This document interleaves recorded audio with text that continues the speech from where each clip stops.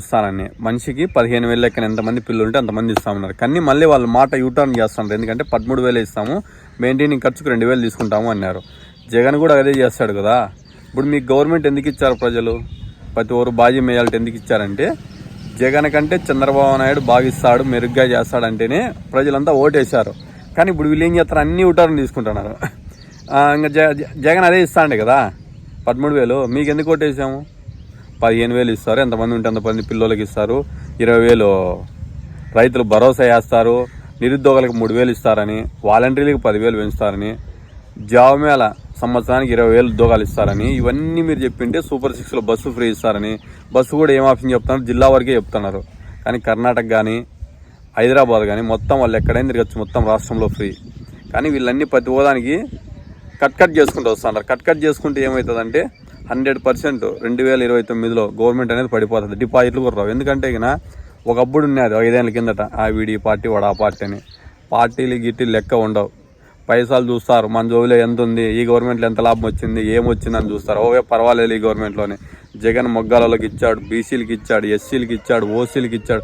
ప్రతి కులం లేకుండా ఇచ్చాడు. పార్టీ జోళ్ళే, కులం జోళ్ళే, మతం జోళ్ళే, ప్రాంతం జోళ్ళే, ప్రతి ఒక్కరికి డబ్బులు ఇస్తేనే జగన్ని ఆ టైప్లో కూర్చోబెట్టారు. మీరు ఏమీ లేకుండా జగన్ ఇచ్చిన కంపెనీలనే దానినే వీళ్ళు చెప్పుకుంటా మేము తెచ్చినామని. మీరు ఇంతవరకు ఒక కంపెనీలు తేలే, ఒక సీసీసీ రోడ్డు వేపిలే, ఒక ట్యాంక్ కట్టిలే, ఒక స్కూల్ కట్టిలే, ఒక రైతు భరోసా కట్టిలే, సచివాలయం జగన్ కట్టించిండేది, రైతు భరోసా జగన్ కట్టిండేది, ఊర్లో హాస్పిటల్స్ ఇన్ని చేస్తేనే జగన్కి సినిమా చూపించారు. నేనేం చెప్తానంటే నిబద్ధ లేకుండా ప్రతి ఒక్కరికి డబ్బులు అనేది ఇస్తేనే లాస్ట్లో లెక్క వేసుకుంటాడు.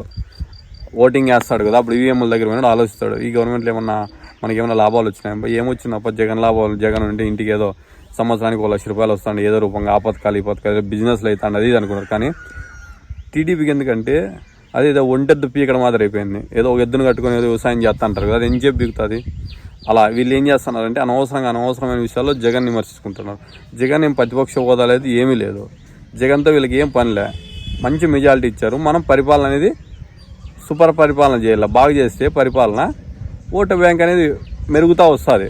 అంటే మనకు పర్సెంటేజ్ పెరుగుతుంది, వీళ్ళకి పర్సెంటేజ్ తగ్గుంటూ వస్తుంది. ఇప్పుడున్న ఎమ్మెల్యేలో ఏ ఎమ్మెల్యే గెలిచేటట్టు లేడు. కానీ వీళ్ళకి నేను ఒకటే చెప్తున్నా, తిన్నారు పనుకుంటున్నారు, డబ్బులు సంపాదించుకున్నారు. దగ్గర 1,80,000 కోట్లు బాకీ చేశారు. ఇప్పటికి జగన్ 5 ఏళ్ళు చేసింటే వీళ్ళు ఒక సంవత్సరంలోనే చేసి పెట్టారు. అది కూడా ప్రజలు ఆలోచిస్తూ అంటారు. 1,80,000 కోట్లు చేసి ఏమన్నా పథకాలు ఏమన్నా అయినాయంటే ఇంతవరకు ఒక పథకం రాలే. గ్యాస్ అంటారు, అది చెప్పుకోవడానికి కూడా లేదు. అది అకౌంట్లోకి అంటారు, అకౌంట్లోకి పడుతుందో లేదు. ఎవరు గ్యాస్ అనేది ఫ్రీ అనేది మర్చిపోయారు. ప్రతి ఒక్కరు బాధపడరు. తల్లికి వందనం అనేది అందరూ వెయిట్ చేస్తున్నారు. కానీ ఇప్పుడున్న గవర్నమెంట్కి ఏం చేస్తున్నారంటే కొంచెం కేసులు పెట్టేది, ప్రజల మీదకి పోయేది తగ్గించుకోరు. సోషల్ మీడియా వాళ్ళ మీదకి ఎందుకు చెప్తున్నానంటే ఉండేదే సోషల్ మీడియాలో. ఇప్పుడు నన్ను కొడుతురనుకో, నేనేం చేస్తా, ఇంకా ఎక్కువ చేస్తా.